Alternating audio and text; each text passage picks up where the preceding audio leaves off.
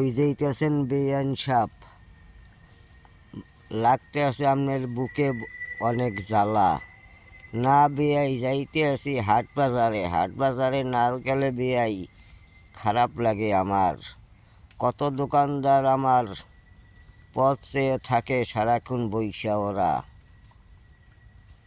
কসমেটিকের দোকানে যাই গেলে বেয়াই ওরা মজা করিয়া হাটটা ধরে টেনে, পাশের দোকানদার টাইনে ধরে ওন্না। এইভাবে চলে কি বেআইন সারা বেলা?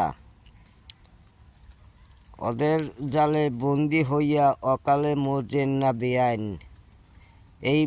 এইভাবে প্রক্রিয়া চলতে থাকলে আপনার